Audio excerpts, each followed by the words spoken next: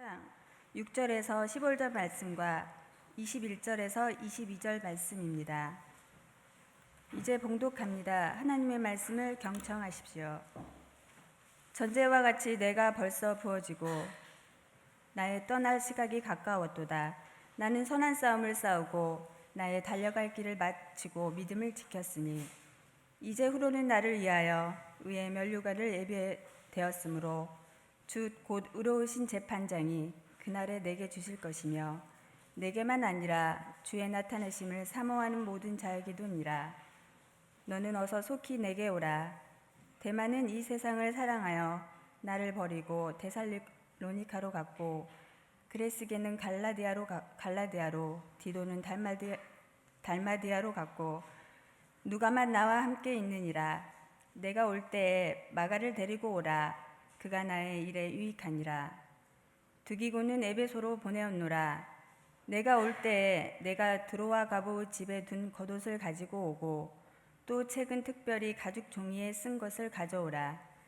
구리 세공업자 알렉산더가 내게 해를 많이 입혔음에 주께서 그 행한 대로 그에게 갚으시리니 너도 그를 주의하라. 그가 우리 말을 심히 대적하였느니라. 너는 겨울 전에 어서 오라. 우르블로와 부데와 니노와 글라우디아와 모든 형제가 다 내게 문안하느니라. 나는 주께서 내 심령을 함께 계시기를 바라노니 은혜가 너희와 함께 있을지어다. 하나님께서 이 말씀을 통해 우리에게 은혜 주시길 원합니다.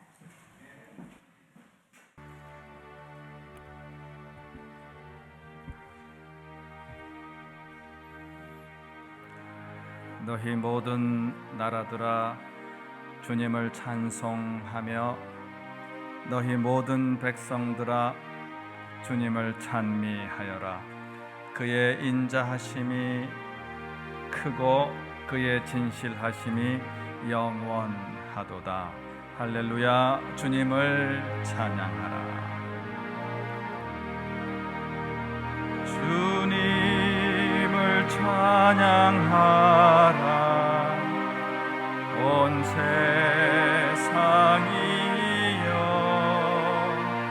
주님을 찬양하라. 온 세상이 샬롬 찬양대가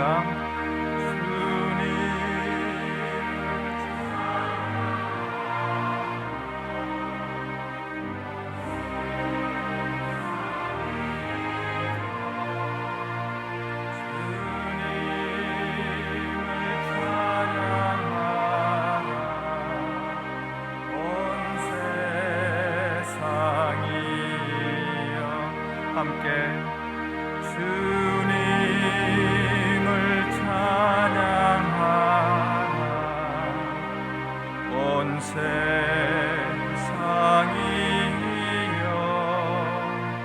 주님을 찬양하라. 온 세상이여.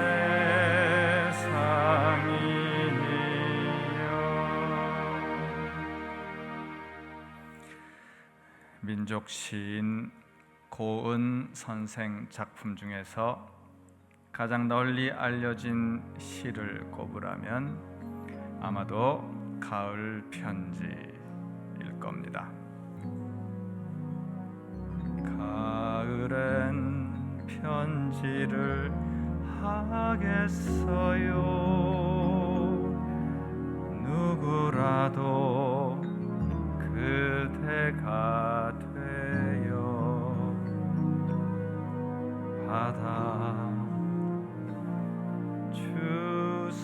받아주세요. 가을엔 편지를 하고 싶다. 이름 모를 누군가에게라도 편지 한 장 띄우고 싶다. 왜냐? 낙엽이 쌓이는 날 외로운 여차가 아름다워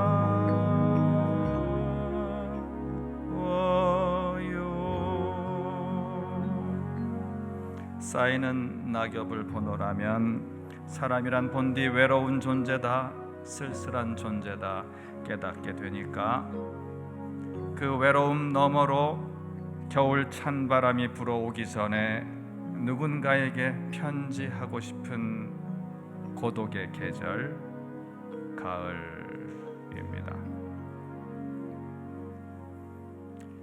가을 남자인 저는 가을이 좋습니다. 왜냐? 아직 추운 겨울이 오지 않았으니까. 왜냐? 누군가에게 편지 한 장 보내고 싶은 애달프도록 아름다운 계절이니까. 왜 가을이 좋으냐? 젊은 날 품었던 높푸른 꿈들, 한 시절 삶을 공유했던 사랑스러운 사람들, 어느덧 빛바래고 잊혀져간 소중한 꿈들, 다시 보고 싶고 다시 찾고 싶은 그리움, 그 그리움마저 겨울이 닥쳐와 얼어붙기 전에 김광석이 노래한 대로 흐린 가을 하늘에 편지를 써 그렇게 추억을 곱씹는 계절이니까. 가을이 지나면 겨울이 오겠지요. 인생을 계절에 비유한다면 겨울은 죽음의 계절이다. 인생의 가을이 지나면 반드시 인생의 겨울이 옵니다. 메멘토 모리, 죽음을 기억하라. 메멘토 모리, 다른 사람이 아니라 나 본인이 반드시 죽는다는 것을 기억하라. 우리는 조만간 틀림없이 죽습니다. 봄, 여름, 가을, 겨울, 자연의 계절은 순서대로 다가오지만 인생의 계절은 봄도 없고 여름도 없어요. 가을 지나면 또 가을. 어린이도 젊은이도 늙은이도 모두 가을을 살고 있으니까. 가을 지나면 또 가을. 죽음의 계절 겨울이 언제 들이닥칠지 모르니까. 하여 가을은 삶의 끝자락을 바라보며 죽음을 준비하는 계절이다. 그러니까요, 가을 지나 또 가을일 때 외로움과 그리움에만 사로잡혀 있어서는 안 되겠습니다.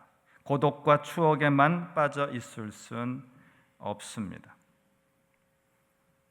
오랜만에 성사된 남북 이산 가족 상봉, 고맙지만 쓸쓸했습니다. 직녀에게라는 시에 분단의 아픔을 새긴 문병난 시인, 꼭 한 달 전에 별세하셨지요. 자신이 9월에 떠날 것을 예감한 듯 시인이 노래합니다. 9월이 오면 해변에선 벌써 이별이 시작된다. 후회는 이미 늦어버린 시간, 먼 항구에선 벌써 이별이 시작되고 준비되지 않은 마음 눈물에 젖는다. 가을은 이별을 준비하는 계절입니다. 불현듯 죽음의 계절 겨울이 엄습하기 전에 이 세상에 무엇을 남기고 떠날까 생각하는 계절 가을입니다. 아일란드의 극작가 버나드 쇼의 묘비에 새겨진 글입니다. 함께 하실까요? 우물쭈물하다가 네 이렇게 될 줄 알았다. 다시 한번. 우물쭈물하다가 네 이렇게 될 줄 알았다. 우물쭈물하다가 황망한 겨울을 만나기 전에 내 인생 무엇을 남길 것인가 생각하는 계절, 착한 노을로 붉게 물드는 상념의 계절, 가을입니다. 한 잎, 두 잎 나뭇잎이 낮은 곳으로 자꾸 내려앉습니다. 세상에 나누어 줄 것이 많다는 듯이 나도 그대에게 무엇을 좀 나누어 주고 싶습니다. 안도현 시인의 가을 엽서입니다. 사랑하는 이들에게 나누어 줄 것이 많다는 듯 내 인생 무성한 잎사귀 한 입 두 입 떨구며 겸손히 낮은 곳으로 내려앉으며 맑은 영혼으로 흐린 가을 하늘에 가을 엽서 한 장 써보심이 어떨까요? 가을에는 기도하게 하소서. 낙엽들이 지는 때를 기다려 내게 주신 겸허한 모국어로 나를 채우소서. 평양에서 태어나 광주에서 자란 김현승 시인의 가을의 기도입니다. 하나님 가르쳐 주신 신앙 모국어로 오직 한 사람을 사랑하는 간절한 마음으로 기도 엽서 한 장 써보심이 어떨까요? 받을 사람 마땅치 않아도 괜찮아요. 누구라도 그대가 되어 받아주세요.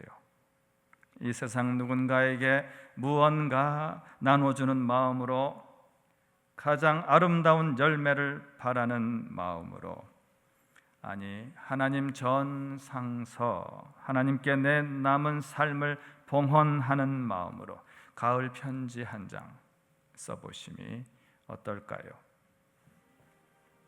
하나님께 가을 편지 쓸 때 가장 먼저 하나님을 찬양해야 하겠지요. 가을은 찬양하기에 참 좋은 계절이니까.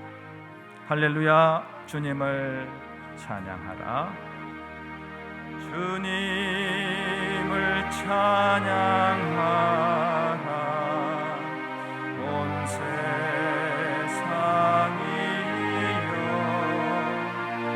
주님을 찬양하라. 온 세상이 라우다테 omnes gentes laudate Dominum laudate omnes gentes laudate Dominum. 환영으로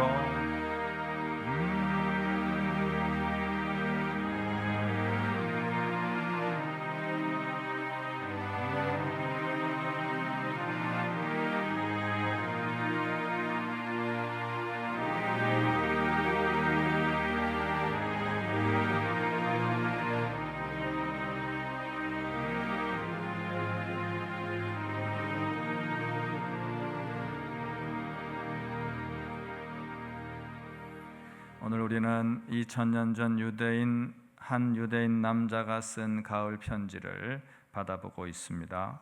디모데 후서라 이름 붙여진 사도 바울의 마지막 편지, 믿음의 아들 디모데에게 보낸 유서라 할 수 있겠지요. 바울은 지금 로마 감옥에 갇혀 있습니다. 두 번째 투옥인데요. 많이 외로웠을 겁니다. 많이 힘들었을 겁니다. 나이도 70이 넘었겠고 로마 제국의 혹독한 탄압으로 눈앞에 닥친 겨울, 그 고독한 죽음을 예감하며 사랑하는 믿음의 아들 디모데에게 눈물로 쓴 편지, 육필로 쓴 가을 편지 디모데 후서입니다. 본문 6절 함께 읽습니다. 전제와 같이 내가 벌써 부어지고 나의 떠날 시각이 가까웠도다. 전제와 같이 내가 벌써 부어지고, 구약시대 제사할 때 양이나 염소를 죽여서 각을 뜹니다. 제단 위에 깨끗이 씻어서 제단 위에 올려놓습니다. 마지막으로 그 제물에 포도주를 쏟아붓는 예식, 이것이 전제 혹은 관제입니다. 제물에 포도주를 쏟아붓듯이 이제 나도 순교의 피를 복음의 제단에 쏟아부을 날이 가까이 왔다. 순교할 날 가까이 왔다. 착잡한 심경으로 디모데에게 부탁합니다. 본문 9절 함께. 너는 어서 속히 내게로 오라. 21절 계속. 너는 겨울 전에 어서 오라. Come before winter. 아들아, 너 보고 싶다. 겨울 되기 전에 어서 오너라. 인생의 겨울 죽음을 앞두고 디모데를 보고 싶어하는 애틋한 그리움, 바울의 가을 편지입니다. 본문 10절 함께. 데마는 이 세상을 사랑하여 나를 버리고 데살로니가로 갔고, 그레스게는 갈라디아로, 디도는 달마디아로 갔고, 누가만 나와 함께 있느니라. 누가만 나와 함께 있느니라. 다 떠나고 누가만 나와 함께 있느니라. 한때 이방인 선교를 함께 꿈꾸며 동력했던 사람들일 텐데요, 모두 다 떠나고 누가만 나와 함께 있느니라. 한평생 다 가자던 뜨거운 맹세였으나 동지는 간데 없고 깃발만 나부끼는 광야에 홀로 서서, 감옥에 홀로 갇혀서 외로움으로 눈물 지으며 그리움으로 아파하는 가을 남자 바울입니다. 14절 15절입니다. 구리 세공업자 알렉산더가 내게 해를 많이 입혔음에 주께서 그 행한 대로 그에게 갚으시리니 너도 그를 주의하라. 그가 우리 말을 심히 대적하였느니라. 알렉산더 그 인간, 치 떨리는 그 인간, 얼마나 나를 괴롭혔던가, 얼마나 우리를 비방하고 대적했던가. 그 악한 짓거리들 죄다 하나님께서 갚아주시겠지만, 그 사악하고 간사한 인간 지금도 틈만 엿보고 있을 테니 또 어떤 도발을 할지도 모르니 디모데, 너도 각별히 조심하거라. 가슴에 켜켜이 쌓인 분노로 눈물 지으며 디모데를 향한 염려로 아파하는 가을 남자 바울입니다. 16절 함께.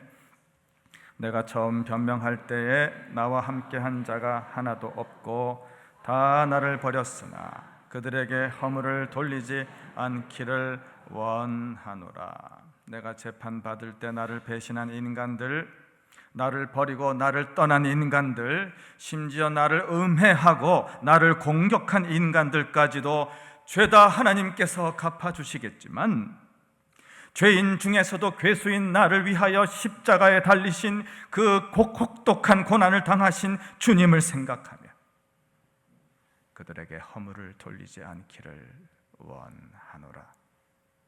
섭섭함, 억울함, 노여움, 치떨림 다 십자가 앞에 내려놓고 그들에게 허물을 돌리지 않기를 원하노라.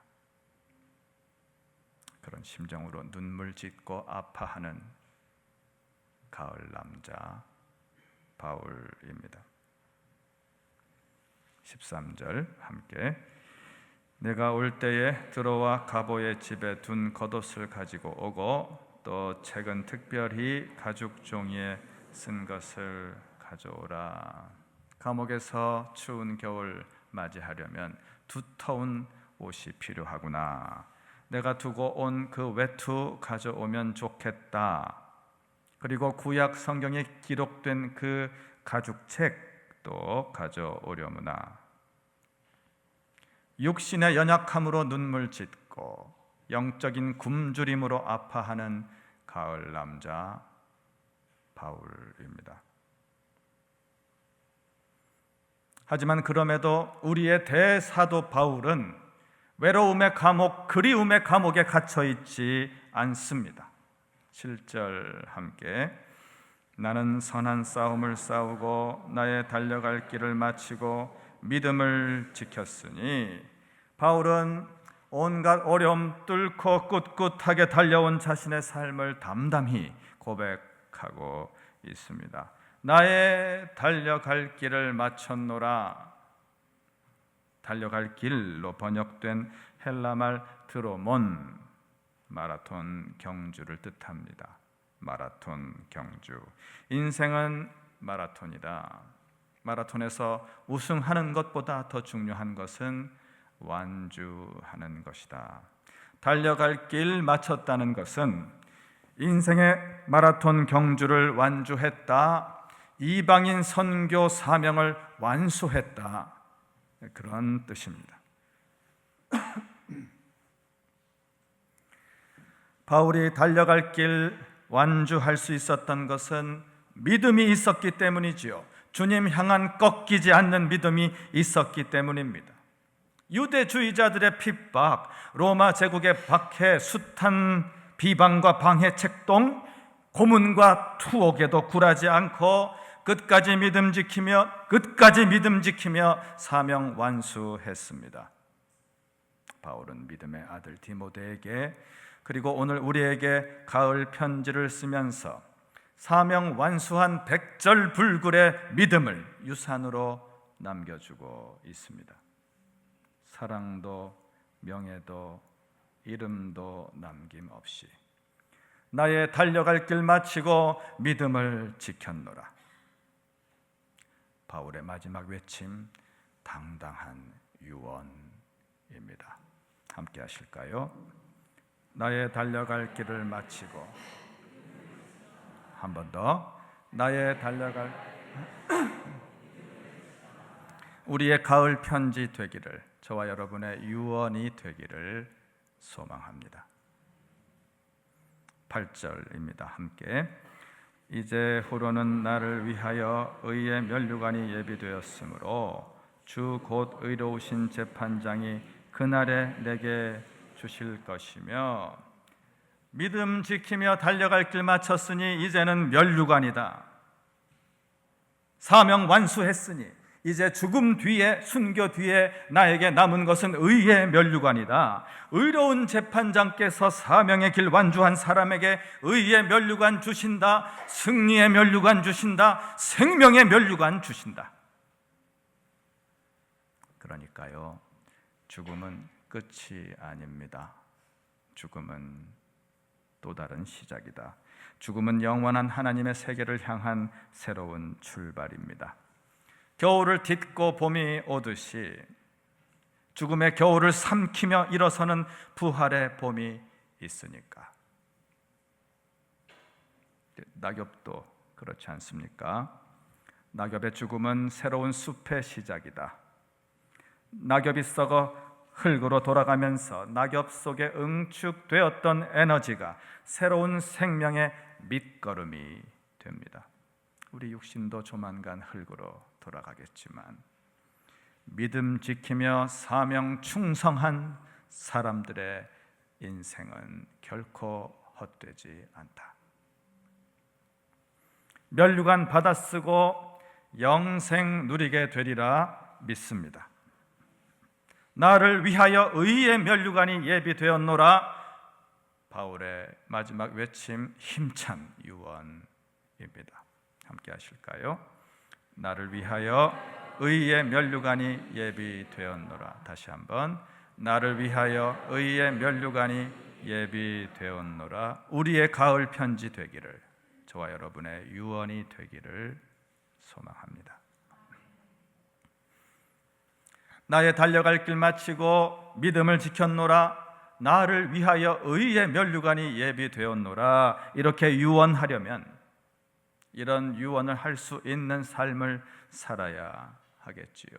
우리의 가을 편지는 유언이라 쓰고 삶이라 읽는다 해서 바울은 디모데에게 그리고 오늘 우리에게 부탁합니다. 2절 함께. 너는 말씀을 전파하라. 때를 얻든지 못 얻든지 항상 힘쓰라. 무시로 복음 전파 사명에 충성하라. 그런 말씀이지요. 5절 계속. 너는 모든 일에 신중하여 고난을 받으며 전도자의 일을 하며 내 직무를 다하라. 내 직무를 다하라. 고난을 당할지라도 어려움이 있을지라도 맡겨진 일에 최선을 다하라. 가정과 교회와 사회 삶의 현장에서 최선을 다해 주신 사명에 충성하라. 그러니까요, 유언이라 쓰고 사명이라 읽는다. 유언이라 쓰고 사명이라 읽는다. 그런데 죽음을 앞둔 바울을 괴롭히는 것이 있었습니다. 바울은 베드로와 관계가 좋지 않았어요. 이방인 선교하면서 유대인의 율법과 전통을 어떻게 적용할 것이냐 하는 문제로 바울과 베드로 사이에 신앙 노선, 목회 노선, 선교 노선, 노선 갈등, 노선 대립이 있었습니다. 게다가 바울은 바나바와 결별했지요. 바나바는 바울을 키워준 큰 인물로 키워준 후원자였고 1차 전도 여행을 함께 했습니다. 하지만 두 사람은 사소한 문제로 크게 다투고 등을 돌려야 했습니다. 죽음을 앞둔 바울은 이것이 몹시 마음에 걸렸습니다. 해서 바울은 디모데에게 부탁합니다. 11절 함께 내가 올 때에 마가를 데려오너라. 왜 마가를 데려오라 했을까요? 물론 마가로 하여금 로마에서 복음 사역을 이어가도록 하고 싶다, 그런 생각이 있었겠지요. 그가 나의 일에 유익하니 내 후임자로 삼고 싶다. 하지만 또 다른 이유가 있었을 겁니다. 마가는 베드로의 제자니까요. 베드로와 동행하며 베드로의 설교를 통역했고 베드로의 설교를 토대로 최초의 복음서 마가복음을 기록했습니다. 게다가 마가는 바나바의 조카 아닙니까? 바울과 바나바가 크게 다툰 것도 마가 때문입니다. 마가는 1차 전도 여행 중에 중도 하차했습니다. 도움은커녕 폐가 되었지요. 해서 2차 여행 시작할 때 그래도 마가를 데려가자. 안 된다. 그놈은 절대 안 된다. 이 문제로 싸우다가 바나바와 바울이 결별하고 말았습니다. 그러니까요, 바울이 마가를 데려오라 한 것은 결국 결별했던 바나바와 화해하고 싶다. 불편했던 베드로와 화해하고 싶다. 그런 마음의 표현일 겁니다. 마가를 통해 관계를 회복하고 싶다. 깨어진 관계를 회복하고 싶다. 마가를 데려오라. 그가 나의 일에 유익하니라. 여러분, 곧 떠나실 텐데요. 우리가 하늘 아버지 집으로 돌아갈 때 가지고 가지 말아야 할 것들이 있습니다. 가령 미움, 증오심, 복수심, 갈등 관계 같은 것들 그냥 품고 가시렵니까? 겨울이 오기 전에 아직 기회 있을 때, 아직 살아있을 때 용서하고 화해하고 깨어진 관계 회복해야 하지 않겠습니까? 바울과 불편했던 베드로도 같은 마음이었을 겁니다. 베드로전서 4장 7절 8절 만물의 마지막이 가까이 왔으니 그러므로 너희는 정신을 차리고 근신하여 기도하라. 무엇보다도 뜨겁게 서로 사랑할지니 만물의 마지막이 가까이 왔으니, 만물의 마지막 겨울이 가까이 왔으니 무엇보다도 뜨겁게 서로 사랑할지니 사랑은 허다한 죄를 덮느니라. 만물의 마지막 인생의 겨울이 가까이 왔을 때 바울과 베드로에게 남은 숙제는 사랑하는 것이었습니다. Love covers a multitude of sins. 사랑으로 허다한 죄를 덮는 것, 하늘 사랑으로 용서하고 화해하고 관계 회복하는 것, 우리가 꼭 써야 할 가을 편지입니다. 그러니까요, 유언이라 쓰고 사랑이라 읽는다. 가을 지나면 또 가을. 아직 살아있음을 감사하며 더 늦기 전에 삶으로, 사명으로, 사랑으로 하나님께 붙이는 가을 편지 정성껏 써야 하겠습니다. 이 결실의 계절에 우리가 맺어 주님께 봉헌해야 할 생명의 열매는 육필로 쓰는 가을 편지입니다. 저는 1962년 가을에 태어나 지금 54번째 가을을 살고 있습니다. 여러분은 몇 번째 가을인가요? 앞으로 또 몇 번의 가을을 더 맞이하게 될까요? 가을 지나면 또 가을일 때 어떤 삶의 편지를 쓰시렵니까? 겨울이 오기 전에 사명과 사랑의 가을 편지 온 몸으로 써야 하지 않을까요? 광주 다일교회 창립 이후 16번째 가을이고, 우리 민족 해방 이후 70번째 가을이고, 언더우드 선교사가 제물포항에 도착한 이후 130번째 가을입니다. 마틴 루터가 95개의 토론 제안서를 내다 붙인 이후 498번째 가을입니다. 체코 종교개혁자 얀 후스가 화형당한 이후 600번째 가을입니다. 내 인생의 겨울을 준비하는 이 가을에, 민족의 참된 해방을 소망하는 이 가을에, 한국교회 새로됨을 꿈꾸는 종교개혁의 계절, 이 푸르른 가을에 우리는 어떤 편지를 써야 할까요? 겨울이 오기 전에 꼭 써야 할 가을 편지가 있습니다. 무엇보다 먼저 우리 마음이 새로워져야 합니다. 내 마음의 편지지에 오롯이 사명만 남기고 나머지 난삽한 것들, 오만한 것들 다 지워버려야 하겠습니다. 그리고 우리 관계가 새로워져야 합니다. 우리 만남의 편지지에 오롯이 사랑만 남기고 나머지 어긋난 것들, 뒤틀린 것들, 갈라진 것들 다 태워버려야 하겠습니다.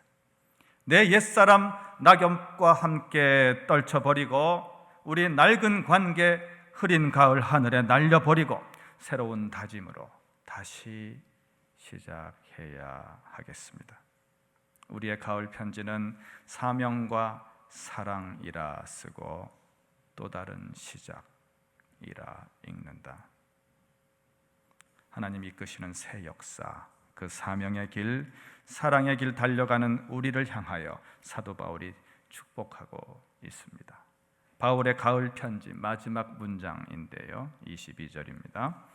나는 주께서 내 심령에 함께 계시기를 바라노니 은혜가 너희와 함께 있을지어다. 아멘.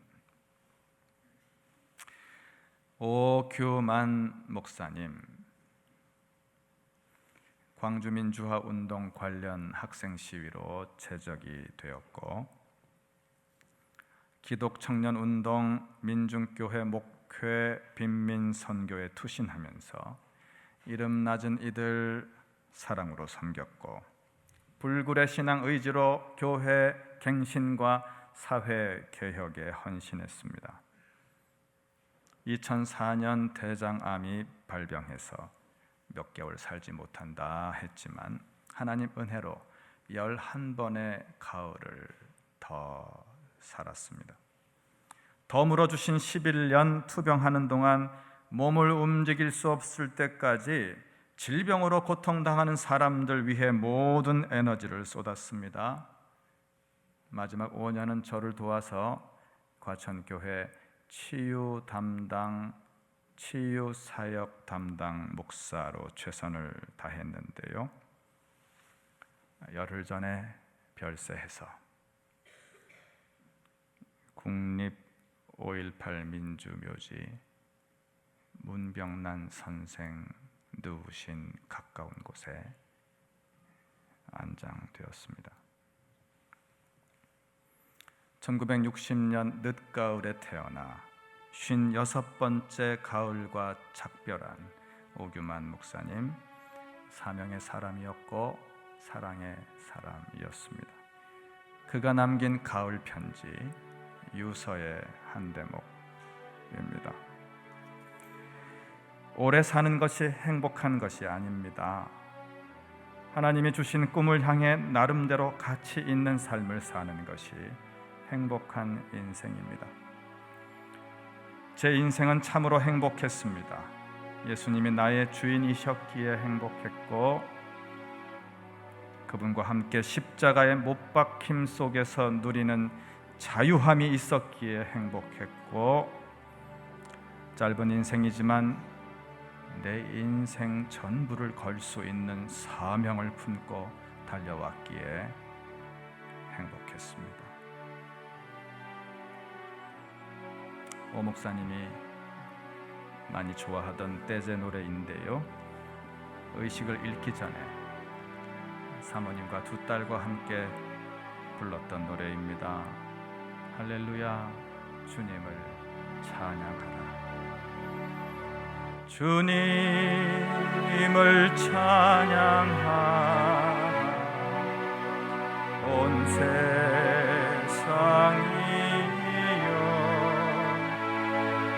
주님을 찬양하라. 온 세상이여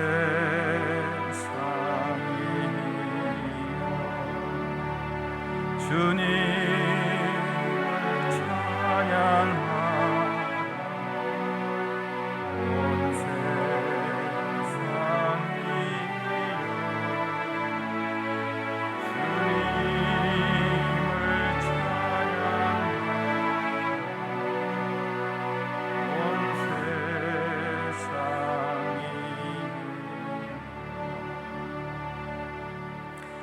로버트 프로스트, 가지 않은 길로 알려진 시인이지요. 이분이 눈 내리는 어느 저녁 숲가에 서서라는 시에서 이렇게 노래합니다. But I have promises to keep.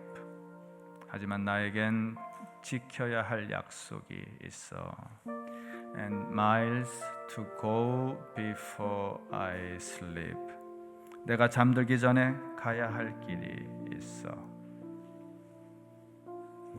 나에겐 지켜야 할 약속이 있습니다. 주님 주신 사명에 충성하기로 한 그 약속, 겨울이 오기 전에 지켜야 합니다.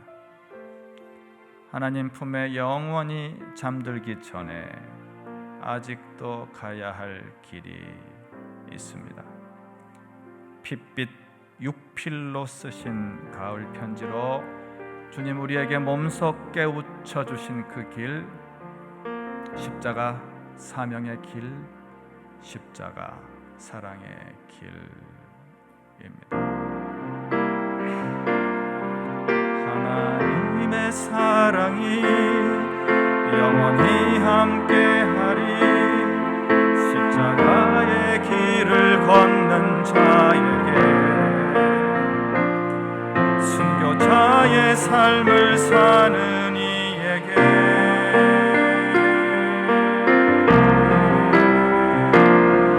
조롱하는 소리와 세상 유혹 속에도 주의 순결한 신부가 되리라.